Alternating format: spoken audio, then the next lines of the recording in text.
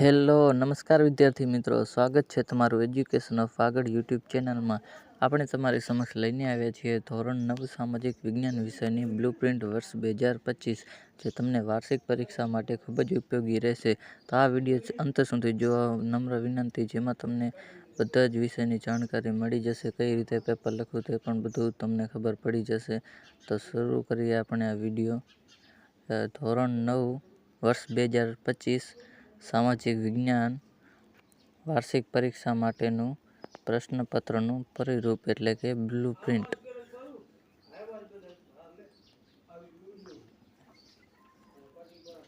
જે તમને પૂછવામાં આવશે. કુલ ગુણ રહેશે તમારા 80. ત્યારબાદ આ બધું તમારે જોઈ લેવાનું છે. સ્ક્રીનશોટ લેતા રહેજો. આ બધું જોઈ લેજો. આપણે આ બધાની વિશેષ જાણકારી ન લેતા સીધા મુદ્દા પર આવી જઈએ. આ બધું એકવાનું જોઈ લેજો તમે સ્ક્રીનશોટ પાડીને. ત્યારબાદ આગળ વધીએ આપણે. પ્રકરણ વાઇઝ કેટલા માર્કનું તમને પૂછવામાં આવશે તે જોઈએ. ચેપ્ટર નંબર 1માંથી તમને 3 માર્કનું પૂછવામાં આવશે. ત્યારબાદ ચેપ્ટર 2માંથી પણ 3 માર્કનું, ચેપ્ટર 3માંથી 3 માર્કનું, ચેપ્ટર 4માંથી 5 માર્કનું.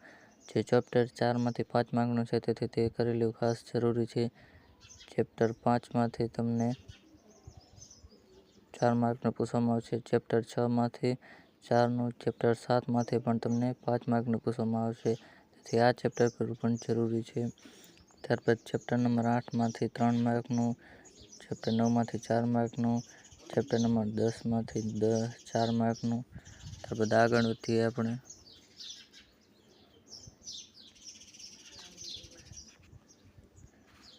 તેથી કહી દઉં, ચેપ્ટર 9માં તમને 4 માર્કનું પૂછવામાં આવશે.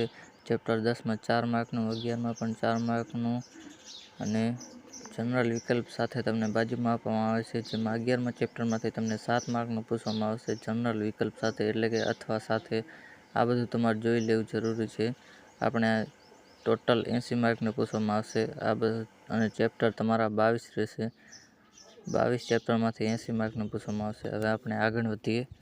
તેમાં તમને ધોરણ 9 વિશેની બ્લુપ્રિન્ટ છે, જેમાં તમને ટોટલ 4 વિભાગમાં પૂછવામાં આવશે. વિભાગ A, B, C, D એવી રીતે 4 વિભાગમાં પૂછવામાં આવે છે. તમને કેટલા ગુણના વિભાગો રહેશે તે પણ તમને જોવા મળશે. ટોટલ 80 માર્કનું રહેશે અને 3 કલાકનો સમય રહેશે તમારી પાસે. ત્યારબાદ આગળ વધીએ આપણે. વિભાગ A કુલ ગુણ રહેશે વિભાગ એના 24 ગુણ. જે કઈ રીતે પૂછવામાં આવશે તે આપણે જોઈએ. સૌપ્રથમ 24 હેતુલક્ષી પ્રશ્નો આવશે. દરેકનો 1 ગુણ રહેશે, તો આ ખાસ જોઈ લેવું. ત્યારબાદ કઈ રીતે પૂછાશે તે જોઈએ. તો કે 1 થી 5 નંબરના પ્રશ્નો, તે તમને યોગ્ય વિકલ્પ પસંદ કરી જવાબ આપવાનો રહેશે. જેમાં 1 પ્રશ્ન હશે અને 4 વિકલ્પમાંથી પસંદ કરવાના રહેશે. તેવા તમને ટોટલ 5 માર્કના પૂછવામાં આવશે. ત્યારબાદ 6 થી 10 નંબરના યોગ્ય વિકલ્પ પસંદ કરી ખાલી જગ્યા પૂરવાની રહેશે. આ પણ તમને 5 માર્કનું પૂછવામાં આવશે. ત્યારબાદ 11 થી લઈને 15 સુધીના ખરા ખોટા પૂછવામાં આવશે. આના પણ 5 માર્ક રહેશે, જેમાં ખરું કે ખોટું કરવાનું રહેશે તમારે. ત્યારબાદ 16 થી 20 નંબરમાં યોગ્ય જોડકા જોડવાના રહેશે.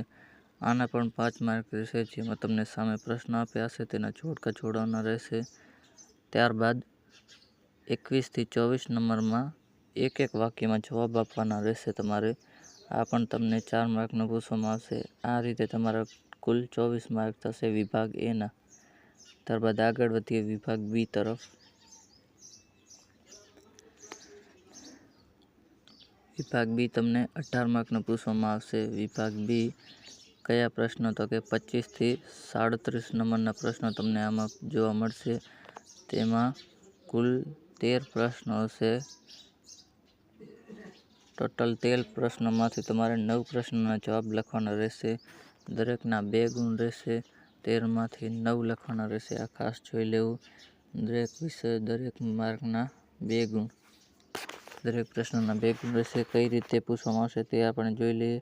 તો કે સૌપ્રથમ 18 માર્કનું રહેશે. વિધાન સમજાવો, ત્યારબાદ કારણ આપો, વ્યક્તિનો પરિચય આપો, મને ઓળખો, પારિભાષિક શબ્દના સંકલ્પ સમજાવો, પ્રશ્નનું વર્ગીકરણ સમજાવો. ત્યારબાદ ભૌગોલિક ઐતિહાસિક સ્થળોને ઓળખો અને અનુમાન આધારિત પ્રશ્ન પૂછવામાં આવશે. આ રીતે તમારો વિભાગ બી રહેશે, જે સ્ક્રીનશોટ લઈને જોઈ લેવું. ત્યારબાદ આગળ વધીએ વિભાગ સી તરફ. વિભાગ સી, જે તમને 18 માર્કનો પૂછવામાં આવશે. 38 થી 46 નંબરના પ્રશ્ન તમને વિભાગ સીમાં જોવા મળશે. 9 પ્રશ્નોમાંથી તમારે 6ના જવાબ આપવાના રહેશે. દરેકના 3 ગુણ રહેશે. તેમાં કઈ રીતે પૂછવામાં આવશે તે આપણે જોઈ લઈએ. તો કે તેમાં ટૂંક નોંધ, તફાવત, ચિત્ર જોઈને જવાબ લખવાનો રહેશે. આ તમને નવાઈ લાગશે, પરંતુ આવું આવે છે. ચિત્ર હશે તેના ઉપરથી તમારે મુદ્દાસર જવાબ લખવાનો રહેશે, જેમ કે ગાંધીજી એવા કોઈ મહાપુરુષનું ચિત્ર હશે. ત્યારબાદ ઉપયોગ, અસરો, પરિણામો વગેરે ઉપર લખવાના રહેશે. ત્યારબાદ પરિસ્થિતિજન્ય પ્રશ્નોના જવાબ વિચારીને લખવાના રહેશે, જેથી તમારી સમજ પ્રમાણે તમારે વિચારીને લખવાનો રહેશે. ત્યારબાદ વિભાગ ડી, મોસ્ટ આઈએમપી, તેમાં આપણે જઈએ. વિભાગ ડી, જે તમને 20 માર્કનો પૂછવામાં આવશે. 47 થી 54 પ્રશ્નો, જેમાં કુલ 7 પ્રશ્નોમાંથી તમને 4 પ્રશ્નો લખવાના રહેશે. ટોટલ 4 પ્રશ્નો લખવાના રહેશે. દરેકના 4 ગુણ રહેશે. આ રીતે તમને પ્રશ્ન પૂછવામાં આવશે. દરેકના 4 ગુણ એટલે કે ટોટલ 16 ગુણ થશે. આમાં પ્રિન્ટેડ મિસ્ટેક છે. જો તમને 4 પ્રશ્ન પૂછવામાં આવે અને એના 5 ગુણ હોય તો 20 પ્રશ્નો થશે. પરંતુ જો તમને 4 માર્કના 4 પૂછવામાં આવશે તો 16 પ્રશ્નો થશે. એ ખાસ જોઈ લેવાનું. આમાં થોડું મિસ્ટેક લાગે છે. ત્યારબાદ આગળ વધીએ તો સવિસ્તાર જવાબ લખવાનો રહેશે. કૌશલ્ય ધરાવતા પ્રશ્નો લખવાનો રહેશે. ત્યારબાદ પરિસ્થિતિજન્ય પ્રશ્નો લખવાના રહેશે.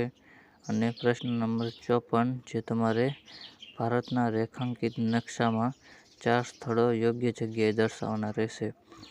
સ્થળ બતાવી તેનું પૂરું નામ લખવું પણ જરૂરી છે. તેમાં તમને લખવામાં આપેલ આવશે. પ્રશ્ન 54 દ્રષ્ટિહીન વિદ્યાર્થી માટે હશે, તો આ તમારે લખવાનો રહેશે નહીં. તમારે ફક્ત નકશો જ લખવાનો રહેશે. તો આ રીતે તમારું ટોટલ 80 ગુણનું પ્રશ્નપત્ર રહેશે, જેની બ્લુપ્રિન્ટ આપણે જોઈ, જે તમને સરળ લાગી હશે. અને આશા કરું છું તમને આ વિડીયો પસંદ આવ્યો હશે. આગળ આપણે સામાજિક વિજ્ઞાન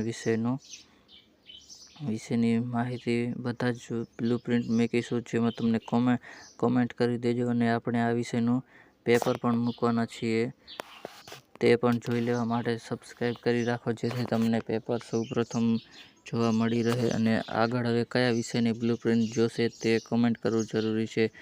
તો મળીશું બીજા વિડીયો.